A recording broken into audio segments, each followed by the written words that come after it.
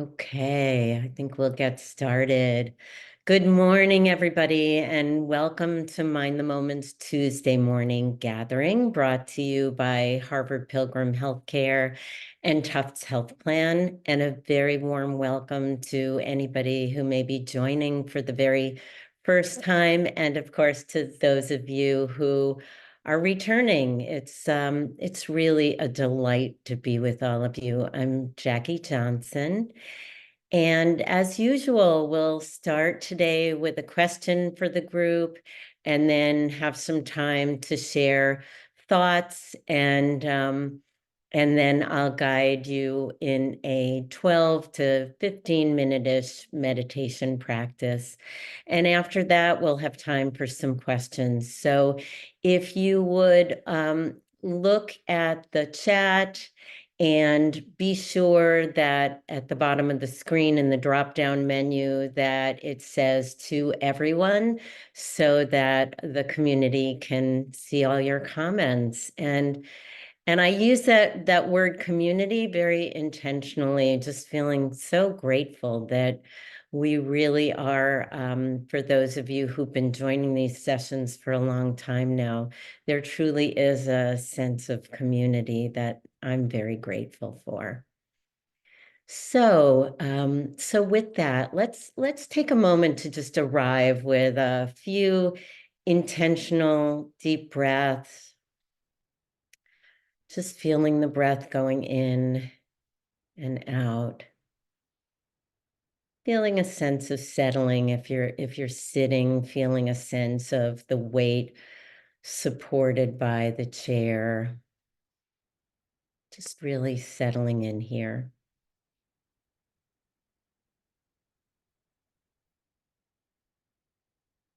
And if you're feeling any agitation this morning, you might particularly notice the feeling of the exhalation, even lengthening the exhalation to help with settling.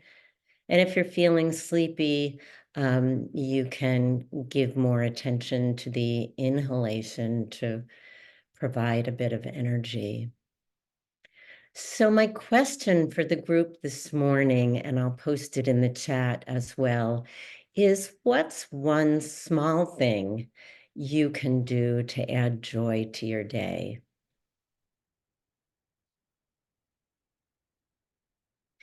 And let's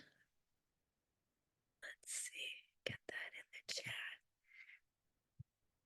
chat. And as you're responding, I want to invite you to think about, it might even be something very small that you tend to forget. And as the question came to mind for me, what I thought of was how I can get really caught up in the busyness of my day. And sometimes something as simple as when I'm preparing a meal, putting on a favorite song and just doing a little kitchen dancing while I'm cooking is something so easy to do that I can forget, that really changes up the energy and tends to bring some joy. Perhaps it's something related to the outdoors, the space around you. So something simple. And the other thing that I want to invite you to do as people are sharing, and I see lots of great stuff popping up in the chat.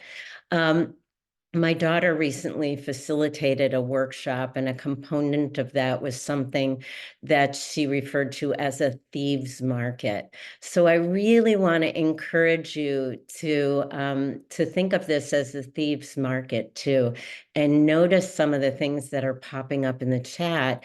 And when you find yourself saying, "Oh yeah," knowing that you can steal those ideas as well. So I see take a walk. Get outside in the morning to get some sun and fresh air. Yeah, being grateful for small things, small kind acts for others. Drive my kids to school a block away. Look at my daffodils out in the yard. Yeah, I noticed I have 2 hyacinths and they smell amazing. Sitting for just a few minutes each morning, petting my dog. Yeah, beautiful, Anne. I do that too in the kitchen. I might even add a glass of wine while I cook. Yeah, great, Heather. Sing in the shower, attending this session, also brewing my favorite tea at work, treating it as a calm ritual instead of rushing to brew it. Yeah, yeah, that's really beautiful. And it's just those small things, and that's not in any way discounting if we have difficult things going on in our lives. That's true too. So this isn't about trying to be disingenuous in some way. It's really the both and that whatever's going on, we can take a moment to just notice these small joys that can really make a difference. So feel free to continue to share those as we go, and we can talk more about them. And Sarah, on the subject of being grateful for small things, some of you may use the app Insight Timer, and I had it open this morning and noticed that the quote of the day was a quote from David Steindl-Rast, who's a 97-year-old Catholic Benedictine monk and author committed to interfaith dialogue. And the quote is, "The root of joy is gratefulness." So I thought that was really beautiful and perfect for the day. So as we move into practice, I'll offer some guidance, and we'll also have time for some periods of silence in the practice. And as always, if it's most useful to let my voice drop into the background at any point, feel free to do that. So just settling now into a posture that feels wakeful. And if you've been sitting, you might want to even move a little bit to get your body ready and more settled for practice. If you're sleepy, you can certainly stand for the practice. And if you feel like it would be best for you, laying down is fine as well. The challenge can be that sometimes if there's any sleepiness, that might lead to falling asleep. So we want to find a posture that's wakeful and really importantly invites a sense of relaxation and ease. And if it feels right, allowing the eyes to close or casting the gaze downward in a soft, sort of an unfocused way to invite the attention to go inward. And again, you can begin with a couple of deeper than normal breaths, inviting softening in the body and feeling the weight supported by the earth.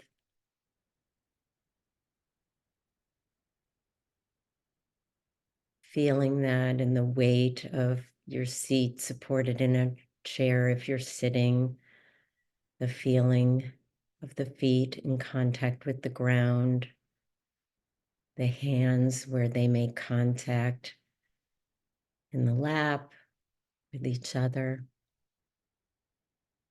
And taking just a moment to sweep through the body, beginning at the top of the head, and just at your own pace, allowing the attention to sweep down through the face, the head, the neck and shoulders, the torso, down into the abdomen, the legs and feet, and of course the torso, including the arms and the hands. And just inviting and softening, noticing anything extra that may be here that's not really needed right now that you can just gently release.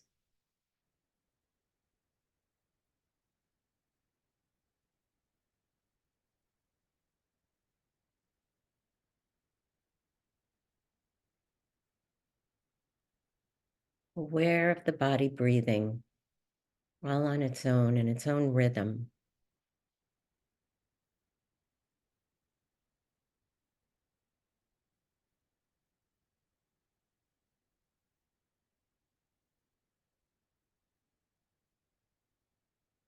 and aware of sounds coming and going, sounds from outside, perhaps, sounds in the room, sounds in the body.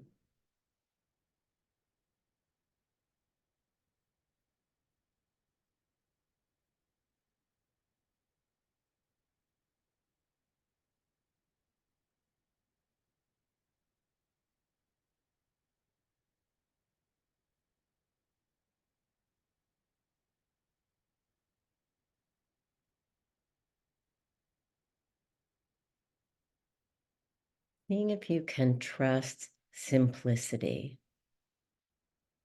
Trust that whatever's here right now, you've got this right. There's nothing extra needed.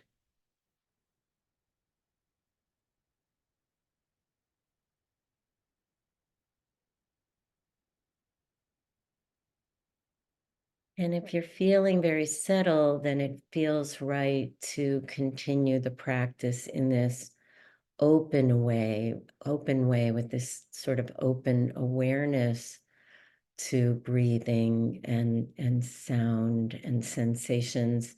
That's fine. And you can also choose the anchor that's most supportive for you right now to bring a sense of collectedness of the attention.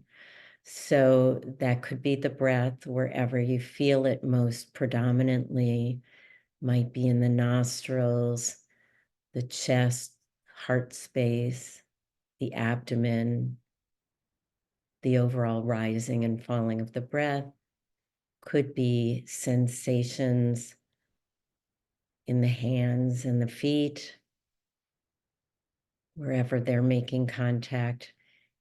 And it might be sounds coming and going, which can be a very useful reminder of how everything changes without any effort on our part. So whatever most easily brings that sense of collectedness, of softening, and supports noticing changing sensations over this period of time. Nothing else to do.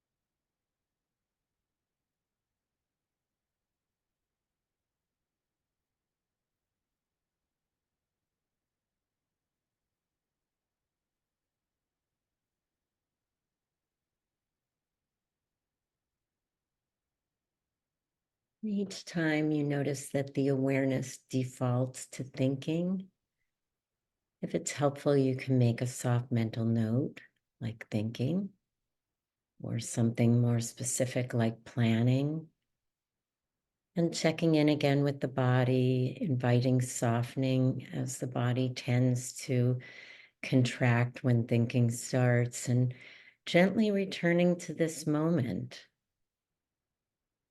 This is the practice, just really kindly and gently returning to this moment of awareness with interest. And if it's helpful, making the soft mental note as you return, and it could be something like just this. just this moment.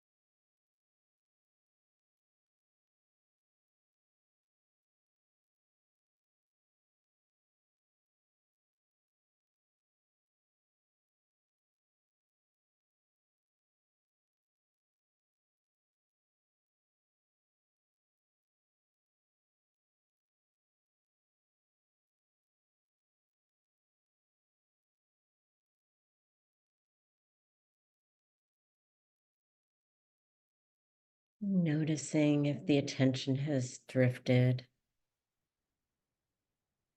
What would it take to simply welcome whatever's here in this moment?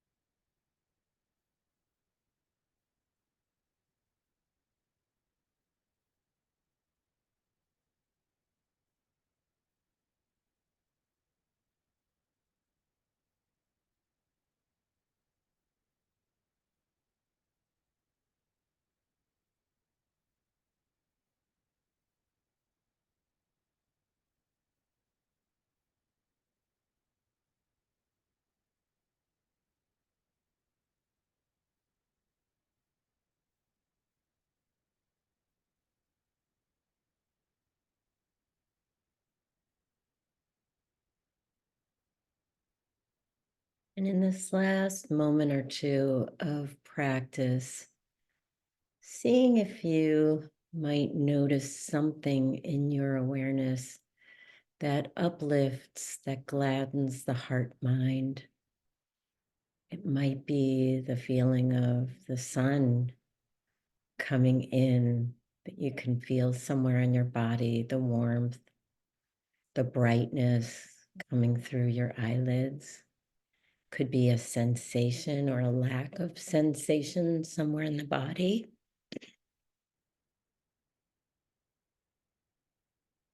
Might even be simply noticing if there's a smile that's come naturally to the face.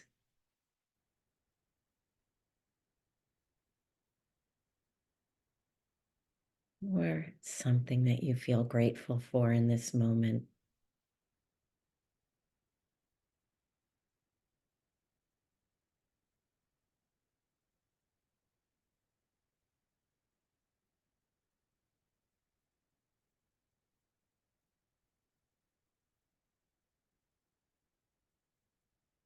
And as we bring the practice to a close, may we all be safe and protected. May we all be happy. May we all be healthy and strong. May we all live with ease. And may the deepest wisdom and love guide and protect us all.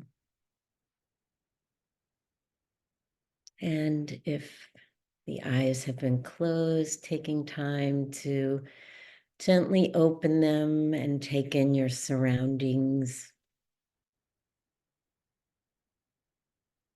And slowly bringing the attention back to the screen, back to the group.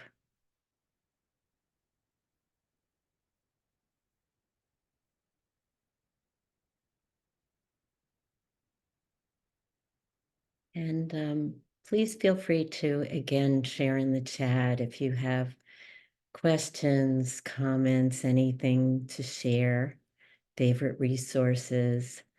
I also see Love Insight Timer would recommend it to everyone. Yes, I agree, Sarah. The tree out front is in full bloom. It's gorgeous. I sit on the step and listen to the bees buzz. Yeah, I spent yesterday with my granddaughter, who's 16 months old, and she's kind of obsessed with bees. And we mentioned to her at one point that there were bees in the flowers. So now she thinks there are bees in every flower. Put ingredients out for my husband to cook dinner ahead of time instead of feeling annoyed when he has to ask where is. That's great, Susan. Any tricks for stopping the body from tending from thoughts? Tensing from thoughts. Thank you, Sheila. Yeah, so great question. Great question. And, I think it's a natural phenomenon that the body does tend to do that. And sometimes simply that noticing over and over again that we've drifted into thought. And so this notion of these small joys and doing this practice, I think, is such a combination and supportive of that, of building this muscle that enables us not just when we are doing the formal practice here, but throughout the day, we're building this muscle to pause. I'm thinking of, that quote, to stop and smell the roses, but we're building that muscle to be able to pause, to stop and smell the roses. And each time we pause, we have that ability to just sort of check in and do that kind of sweep through the body, or noticing if there's any tightness, and just sort of simply invite it to release. And it really is that combination of not trying too hard. We're not wanting to bring extra effort to it. We're really noticing if there is extra effort that's not needed and inviting it just to release. So it's that kind of simplicity. I hope that's helpful. If you have other questions about that, feel free to post. Can having a mantra along with breathing help with focusing? Yeah, absolutely. So Susan, I'm wondering if you mean in the formal practice or throughout the day. And so sometimes something as simple as a word for the inhalation, a word for the exhalation, and that could be in the practice throughout the day. We can breathe in ease, breathe out peace, breathe in joy, breathe out calm, whatever words really support your practice. So again, I hope I'm answering your question, Susan. Yes, sometimes forcing the body to relax is tough. So absolutely, just an invitation. Sometimes using ing language, inviting, softening, just inviting those qualities can really make a huge difference. What would it take to welcome whatever's here? Yeah, so powerful. Thank you, Janice. I'm glad that was helpful. Yeah, and so this really is a practice of trying to make that space for whatever's here, because going back to the question about tensing, it really is that resistance to what's here that causes a lot of the tensing. So we're really cultivating qualities that enable that space of the both and of what's here and what we can be grateful for, how we can create those pauses to step outside for more joy and such. So before we close today, I want to share with you, some of you may have already seen, I'm going to try and share my screen, that there are a couple of upcoming events that I want to share. So some of you may have already joined for Dr. Judd Brewer's sessions and the sessions with Kel Juilliard. Dr. Judd Brewer has spent over 2 decades researching the science of behavior change and developing tools for individuals to replace unhealthy, unhelpful habits with new habits that promote health, growth, self-empowerment, and well-being. And in his new book, The Hunger Habit, he shows how individuals can transform their relationship with food and eating. And in these, and he describes practical, relatable techniques in recordings that are available to everyone at no cost. And I'm gonna post in the chat where you can find some of these. And then Kel has been leading virtual workshops every Wednesday evening in April.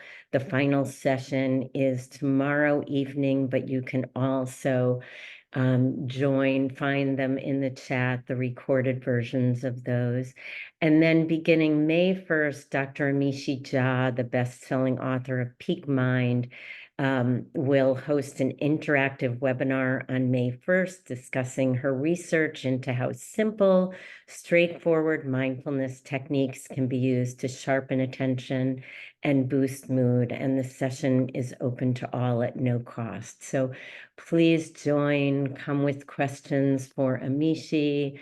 And I'm going to post those links right now in the chat. And I see that it is 9:01. So I really want to thank you all for joining. Sheila, you asked the monk's name again. It is, he's a Catholic Benedictine monk, David Steindl Rast, Steindl-Rast.